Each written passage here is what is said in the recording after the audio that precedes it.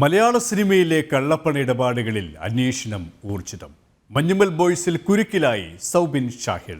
കോഴിക്കോട് നഗരത്തിൽ പിടിമുറുക്കി ലഹരി മാഫിയ. കുറ്റകൃത്യങ്ങളുടെ ക്രൂരകൃത്യങ്ങളുടെ സമഗ്രതയുമായി കാക്കി.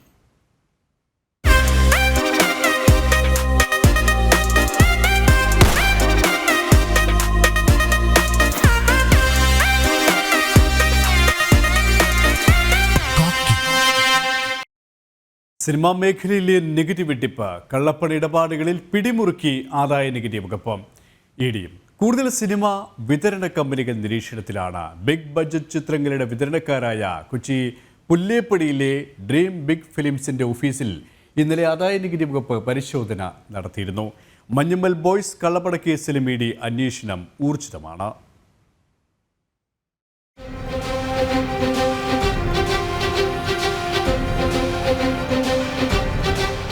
സിനിമാ മേഖലയിലെ നികുതി വെട്ടിപ്പുകളിലും കള്ളപ്പണ ഇടപാടുകളിലും നേരത്തെ തന്നെ അന്വേഷണം ആരംഭിച്ച ആദായ നികുതി വകുപ്പും ഇഡിയും സിനിമാ വിതരണ കമ്പനികളിൽ ചിലതിനെയും നിരീക്ഷണത്തിലാക്കിയിരുന്നു. കോടികൾ മറിയുന്ന ഇടപാടുകളിൽ സുതാര്യത പാലിക്കുന്നില്ലെന്ന് ആദായ നികുതി വകുപ്പ് കണ്ടെത്തിയതിന്റെ അടിസ്ഥാനത്തിലായിരുന്നു ഇന്നലെ നടന്ന റെയ്ഡുകൾ. പുല്ലേപ്പടിയിലെ ഡ്രീം ബിഗ് ഫിലിംസിന്റെ ഓഫീസിൽ റെയ്ഡ് നടത്തിയ ആദായ നികുതി വകുപ്പ് മറ്റ് 7 കേന്ദ്രങ്ങളിൽ കൂടി റെയ്ഡ് നടത്തിയിരുന്നു. പൊന്നിൻ സെൽവൻ, ഇന്ത്യൻ 2, മഞ്ഞുമൽ ബോയ്സ് എന്നിവയുടെയും ഹലോ മമ്മിയുടെയും വിതരണം dream big ഫിലിംസിനായിരുന്നു.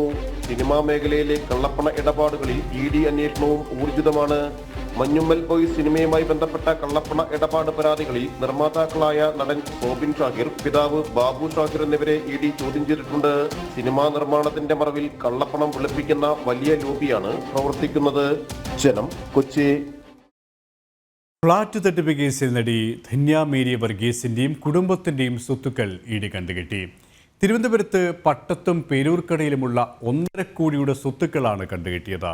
ധന്യയുടെ ഭർത്തൃപിതാവിന്റെ Samson and sons ബിൽഡേഴ്സിന്റെ പേരിലായിരുന്നു തട്ടിപ്പുകൾ നടന്നത്.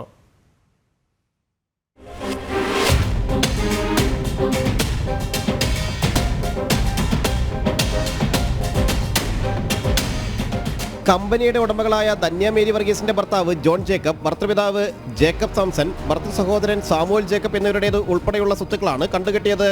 സാംസൺ ആൻഡ് സൺസ് കമ്പനി തിരുവനന്തപുരത്ത് നോവ കാസിൽ എന്ന പേരിൽ ഫ്ളാറ്റ് നിർമ്മിച്ചു നൽകാമെന്ന് പറഞ്ഞ് 80ഓളം പേരിൽ നിന്നായി കോടികൾ നിക്ഷേപമായി വാങ്ങിയിരുന്നു. 2011 ആരംഭിച്ച് 2014 നിർമ്മാണം പൂർത്തിയാക്കി നൽകാമെന്നായിരുന്നു വാഗ്ദാനം. പലരിൽ നിന്നായി നിക്ഷേപം സ്വീകരിച്ചായിരുന്നു തട്ടിപ്പ്. 2011 മുതൽ വിവിധ പ്രൊജക്ടുകളിലായി 500ഓളം ഫ്ളാറ്റുകളും 20 വില്ലകളും നിർമ്മിച്ചു നൽകാമെന്ന വാഗ്ദാനം ചെയ്ത് 100 കോടി രൂപയും അമിത പലിശ വാഗ്ദാനം ചെയ്ത് 30 കോടി രൂപയും തട്ടിച്ചെന്നും പരാതിയുണ്ട്. വിവിധ പോലീസ് സ്റ്റേഷനുകളിലായി 120 കേസുകളാണ് രജിസ്റ്റർ ചെയ്തിരുന്നത്.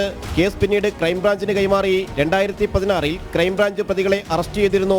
പേരൂർക്കട പോലീസ് രജിസ്റ്റർ ചെയ്ത കേസിന്റെ അടിസ്ഥാനത്തിലാണ് ഇഡി കേസ് രജിസ്റ്റർ ചെയ്തത്. നിക്ഷേപമായി സ്വീകരിച്ച പണം ഉപയോഗിച്ച് ബിനാമി പേരുകളിലും സ്വത്തുക്കൾ വാങ്ങിക്കൂട്ടിയിരുന്നു എന്നാണ് കണ്ടെത്തൽ. ഫ്ളാറ്റ് തട്ടിപ്പ് കേസുകൾ കേരളത്തിന് ഒരു പുതുമയല്ല. ഫ്ളാറ്റുകൾ നിർമ്മിച്ചു നൽകാമെന്ന് വാഗ്ദാനം ചെയ്ത് കോടികൾ തട്ടുന്ന നിരവധി സംഘങ്ങൾ ഉണ്ടായിട്ടുണ്ട്. ധന്യ മേരി വർഗീസിന്റെയും കുടുംബത്തിന്റെയും സ്വത്തുക്കൾ വിശദമായ അന്വേഷണത്തിന് ശേഷമാണ് എൻഫോഴ്സ്മെന്റ് ഡയറക്ടറേറ്റ് കണ്ടുകെട്ടിയത്. ഏതാണ്ട് 2011 നിർമ്മാണം ആരംഭിച്ച് 2014 നിർമ്മാണം പൂർത്തിയാകുമെന്നായിരുന്നു വാഗ്ദാനം. അതുണ്ടായില്ലെന്ന് മാത്രമല്ല, നിക്ഷേപമായി സ്വീകരിച്ച പണം വലിയ തോതിൽ ബിനാമി ഇടപാടുകളിലൂടെ സ്വത്തുക്കൾ വാങ്ങിക്കൂട്ടാനാണ് പ്രതികൾ ഉപയോഗിച്ചത്. ജിജീഷ് കരുണാകരൻ, ജനം, കൊച്ചി. കോഴിക്കോട് നഗരത്തിൽ ലഹരി സംഘം പിടിമുറുക്കുകയാണ്. അമിതമായി ലഹരി മരുന്ന് ഉപയോഗിച്ച യുവാവിനെ മരിച്ച നിലയിൽ കണ്ടെത്തി. കൊടുവള്ളി സ്വദേശി ഷാഫിയാണ് ബീച്ച് ആശുപത്രിക്ക് സമീപം മരിച്ച നിലയിൽ കണ്ടെത്തിയത്. ലഹരി മാഫിയയുടെ ആക്രമണവും നഗരത്തിൽ പതിവാവുകയാണ്.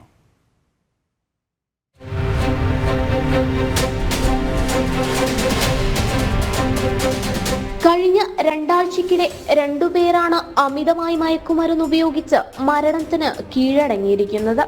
ഇന്ന് രാവിലെ 9 മണിയോടെയാണ് ബീച്ച് ആശുപത്രി വളപ്പിൽ യുവാവിന്റെ മൃതദേഹം കണ്ടെത്തിയത്. നിരവധി ക്രിമിനൽ കേസുകളിലെ പ്രതിയും ഗുണ്ടാ ലിസ്റ്റിലുള്ള ആളുമായ ഷാഫിയെയാണ് ലഹരിമുക്ത കേന്ദ്രത്തിന് സമീപം മരിച്ച നിലയിൽ കണ്ടെത്തിയത്. തുടർന്ന് വെള്ളയിൽ പോലീസ് സ്ഥലത്തെത്തി മോർച്ചറിയിലേക്ക് മൃതദേഹം മാറ്റുകയായിരുന്നു.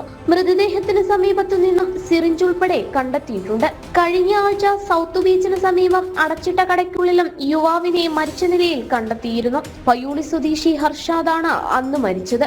ലഹരി സംഘം നഗരത്തിൽ പൊതുജനങ്ങൾക്കും ഭീഷണിയായിട്ടുണ്ട്. പല സംഘങ്ങളായുള്ള ഏറ്റുമുട്ടലുകളും പതിവായിട്ടുണ്ട്. കഴിഞ്ഞ ദിവസമാണ് പോലീസ് പെട്രോളിംഗ് സംഘത്തിനു നേരെ രണ്ടംഗ സംഘം ആക്രമണം നടത്തിയത്. പരിക്കേറ്റ പോലീസുകാർ ബീച്ച് ആശുപത്രിയിൽ ചികിത്സ തേടിയിരുന്നു. ലഹരി സംഘങ്ങൾക്കെതിരെ പോലീസ് നടപടി കർക്കശമാക്കണമെന്ന ആവശ്യമാണ് ശക്തമാകുന്നത്. ജനം, കോഴിക്കോട്. കോഴിക്കോട് എരഞ്ഞിപ്പാലത്തെ ലോഡ്ജിലെ കൊലപാതക കേസിലെ പ്രതി പിടിയിൽ. ചെന്നൈയിലെ ഹോട്ടലിൽ വെച്ചാണ് പ്രതി അബ്ദുൾ സനൂഫ് പിടിയിലായത്. ഫസീലയെ കൊലപ്പെടുത്തിയ ശേഷം പ്രതി സനൂഫ് നേരെ പോയത് ചെന്നൈയിലേക്കെന്ന് അന്വേഷണ സംഘം. സനൂഫ് പിടിയിലായതോടെ ഹസീല കൊലക്കേസിന്റെ ചുരുളഴിയുകയാണ്.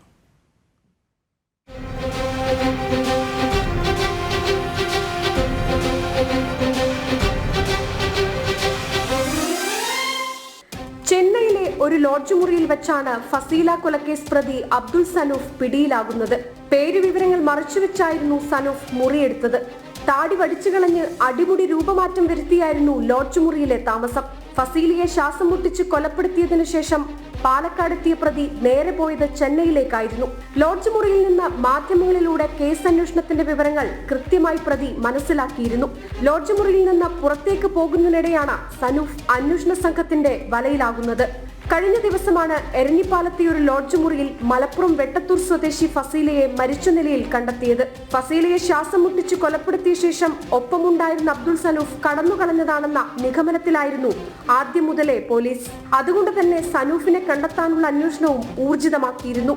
സനൂഫ് പിടിയിലായതോടെ ഫസീല കൊലക്കേസിന്റെ ചുരുളഴിയുകയാണ്. എന്തായിരുന്നു കൊലയ്ക്ക് പിന്നിലെ കാരണം? അതാണ് ഇനി അറിയാനുള്ളത്. ജനം, കോഴിക്കോട്. തിരുവനന്തപുരം റവന്യൂ ജില്ലാ കലോത്സവത്തിൽ പ്രതിഷേധം. പെൺകുട്ടികളുടെ സംഘനൃത്തത്തിന്റെ വിധി നിർണയത്തിനെതിരെയായിരുന്നു പ്രതിഷേധം. കുട്ടികളും രക്ഷിതാക്കളും സംഘടിച്ചതോടെ വിധികർത്താക്കൾ സമീപത്തെ മുറിയിൽ കയറി വാതിലടച്ചു. പോലീസ് എത്തിയാണ് വിധികർത്താക്കളെ മോചിപ്പിച്ചത്.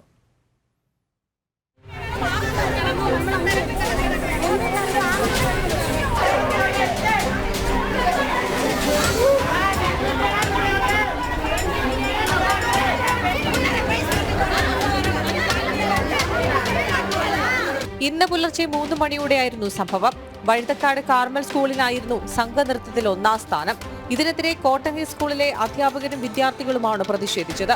പ്രതിഷേധത്തെ തുടർന്ന് വിധികർത്താക്കൾ സമീപത്തെ മുറിയിൽ കയറി വാതിലടച്ചു. കുട്ടികളും രക്ഷിതാക്കളും 3 മണിക്കൂറോളം മുറിക്ക് മുന്നിൽ കുത്തിയിരുന്ന് പ്രതിഷേധിച്ചു.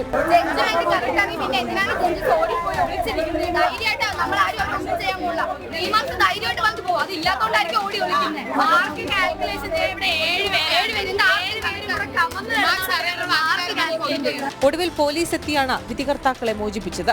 വൈകുന്നേരം 5 മണിക്ക് നടക്കേണ്ടിയിരുന്ന സംഘനൃത്തം ഏറെ വൈകി 10:30 ആരംഭിച്ചത്. പുലർച്ചെ 3 മണിയോടെ ഫലം പ്രഖ്യാപിച്ചു. മുൻകൂട്ടി നിശ്ചയിച്ച ഫലമെന്ന് ആരോപിച്ചായിരുന്നു കോട്ടങ്ങൽ സ്കൂളിലെ മത്സരാർത്ഥികളുടെ പ്രതിഷേധം. ജനം, തിരുവനന്തപുരം. കോഴിക്കോട് കൊയിലാണ്ടി റെയിൽവേ സ്റ്റേഷനിൽ കഞ്ചാവ് വേട്ട. ഇതര സംസ്ഥാന സ്വദേശികളായ 2 സ്ത്രീകളും 4 പുരുഷന്മാരുമാണ് പിടിയിലായത്. ഇവരിൽ നിന്ന് 15 കിലോ കഞ്ചാവാണ് പിടികൂടിയത്. കണ്ണൂർ കോഴിക്കോട് പാസഞ്ചർ ട്രെയിനിലായിരുന്നു ഇവർ കഞ്ചാവ് കടത്തിയത്. എസ്.പിയുടെ നേതൃത്വത്തിലുള്ള സംഘവും ഡാൻസാഫും ചേർന്നാണ് കഞ്ചാവ് പിടികൂടിയത്.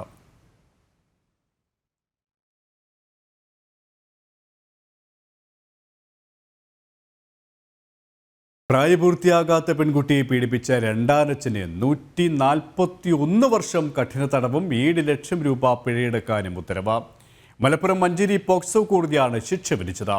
തമിഴ്നാട് സ്വദേശികളാണ് പെൺകുട്ടിയും അമ്മയും. കുട്ടിയുടെ അമ്മയെ 2ാം വിവാഹം കഴിച്ച് വിവിധ വാടക ക്വാർട്ടേഴ്സുകളിൽ താമസിക്കുമ്പോഴാണ് 38-കാരനായ പ്രതി പെൺകുട്ടിയെ ബലാത്സംഗം ചെയ്തത്. 2017 മുതൽ 2020 വരെയുള്ള കാലയളവിലാണ് കേസിനാസ്പദമായ സംഭവം.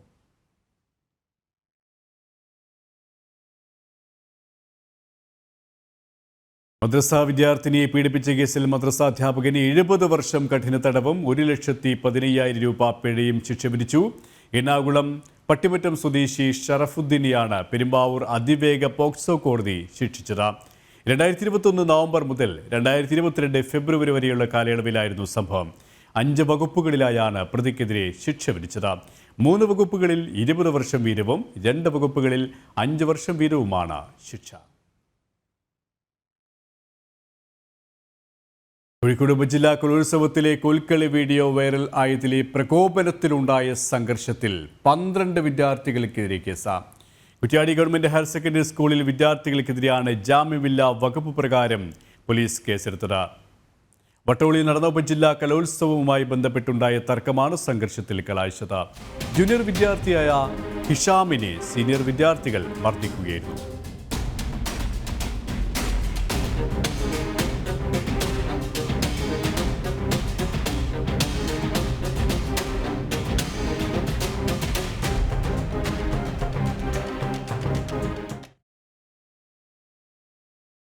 കോഴിക്കോട് 5 വയസ്സുകാരിയെ ലൈംഗികമായി പീഡിപ്പിച്ച പ്രതിക്ക് 20 വർഷം കഠിന തടവും 50,000 രൂപ പിഴയും ശിക്ഷ വിധിച്ചു. നെല്ലിക്കാപ്പറമ്പ് സ്വദേശി അബ്ദുറഹ്മാനാണ് കൊയിലാണ്ടി ഫാസ്റ്റ് ട്രാക്ക് സ്പെഷ്യൽ കോടതി പോക്സോ നിയമപ്രകാരം ശിക്ഷ വിധിച്ചത്.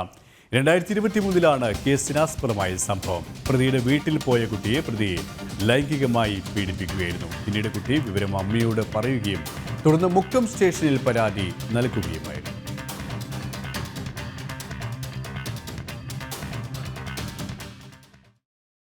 കോഴിക്കോട് പയ്യോളി നഗരസഭ ലീഗ് കൗൺസിലറുടെ വീടിന്റെ ജനൽ ചില്ലുകൾ അടിച്ചു തകർത്തു.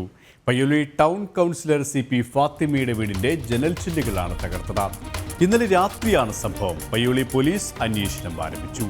പിന്നിൽ സാമൂഹ്യ വിരുദ്ധരെന്നാണ് നിഗമനം.